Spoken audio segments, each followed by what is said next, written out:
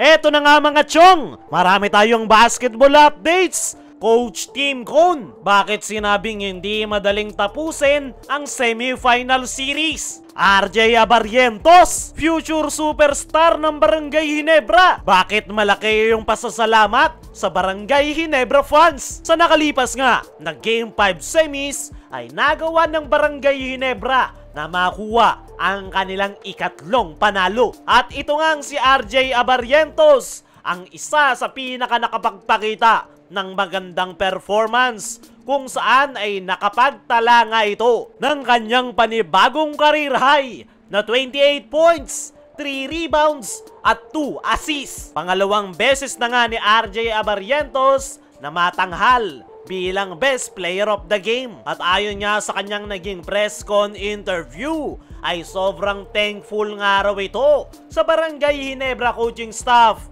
lalong-lalo na sa Barangay Ginebra fans na nagbibigay sa kanya ng confidence. Ang Ginebra coaching staff nga raw yung nagsasabi sa kanya na ipakita niya lang ang kanyang laro. Malaki nga rin daw yung naitulong ng Barangay Ginebra fans dahil napakarami niya nga raw nababasa na good comment patungkol sa kanyang laro. At yan nga raw yung nagpapataas ngayon ng motivation nitong si RJ Abarrientos na naging dahilan kung bakit maganda yung kanyang ipinapakitang performance, lalong-lalo na sa nakalipas na Game 5. Ayon pa kay RJ ay ang isa pang araw sa dahilan ng kanyang magandang inilaro ay hindi niya nga raw pinilit ang kanyang sarili. Kusa nga lang daw lumalapit sa kanya yung opportunity at masaya naman ito na naipapasok niya nga raw yung kanyang mga tira.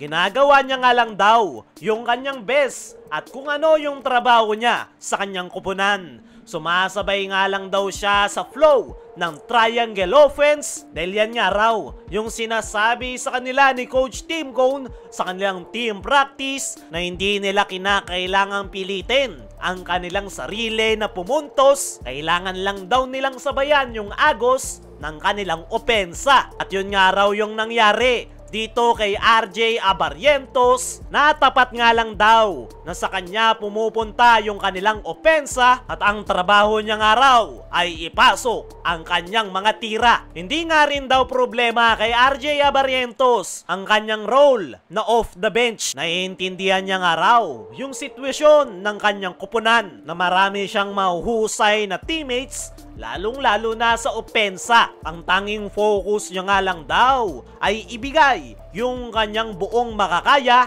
every time na ipapasok siya ni Coach Tim Cone. At ayon naman mismo kay Coach Tim Cone ay very proud nga raw ito na tinatanggap ni RJ Abarrientos ang kanyang role na coming off the bench. Kahit pa naging star player na ito sa ibang bansa gaya ng Japan at Korea. At yan nga raw yung gustong-gusto ni Coach Tim sa Barangay Ginebra rookie dahil kahit napakahusay nga raw nito na player ay hindi nga raw ito nagde-demand na maging starting five ng kanyang kupunan. Same energy, same mindset pa nga rin daw yung ipinapakita nitong si RJ Abarrientos kahit anong role pa ang ibigay nito sa nasabing rookie. Pinaliwanag naman ni Coach Tim yung dahilan kung bakit hindi pa rin na ipapasok si RJ sa kanyang starting five. Gustong-gusto nga raw ni Coach Tim na gawin yan pero masyadong nga raw loaded yung kanilang kupunan.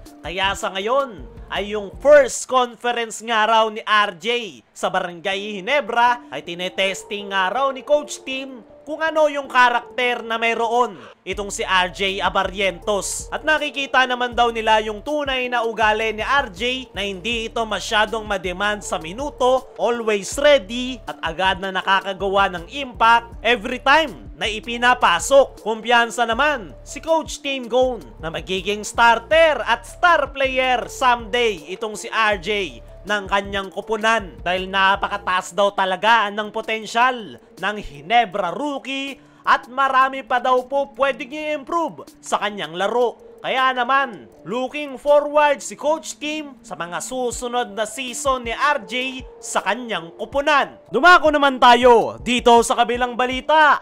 Coach Tim Cone, bakit sinabing hindi madaling tapusin ang semifinal series? Ngayon nga na lamang na ang Barangay Ginebra at isang panalo na lang para makapag-advance sa PBA Finals ay hindi nga nagkukumpiyansa itong si Coach Tim Cone dahil hindi nga raw madaling tapusin ang semifinal series, lalo na't San Miguel Beermen ang kanilang kaharap. Kung meron nga lang daw pagkakataon na tapusin agad ang semifinal series, ay agad nga raw gagawin ni Coach Tim Cone. Pero expected niya nga raw na hindi daw talaga magiging madali dahil every time nga raw na nananalo ang kanyang kupunan ay palagi raw mayroong matinding bounce back ang San Miguel Beermen. Mahirap nga raw talunin ang isang kupunan, nagigil na makabawi dahil motivated yung mga players at mas lalo nga daw humirap dahil San Miguel ang kanilang kaharap. Pero para kay Coach Tim Cone